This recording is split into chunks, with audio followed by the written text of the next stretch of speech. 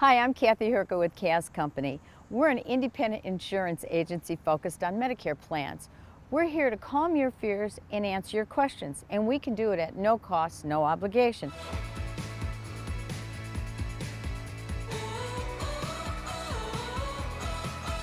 Hi, I'm here today with my team member, Terri, Lika. And Terri, we know that there's a lot of confusion when people are looking at Medicare plans, and we stress a lot about medications, coverage of medications, co-pays for medications. Want to touch on that? You're right, Kathy. Well, with prescription drugs, there's a couple different things you have to be aware of. The first one is a formulary, which means that that carrier does cover the medication.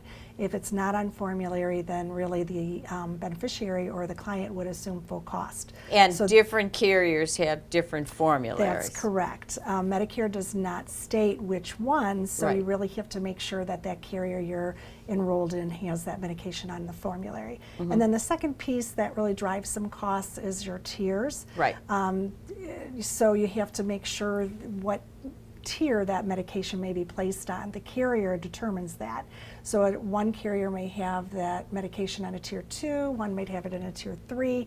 Again, drives the cost of your medication, so you have to be aware of that. And sometimes the cost of the medication when you go on Medicare is different than what you paid for that medication when you've been on an employer plan.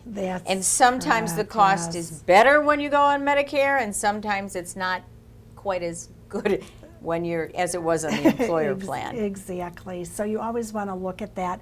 And every month they should be receiving a notice of what they've spent for their medications as well. Right. So if you'd like more information in regards to all of this, give us a call at 216-901-9300. Go to MedicarePlansNEO.com. There is no cost, there is no obligation.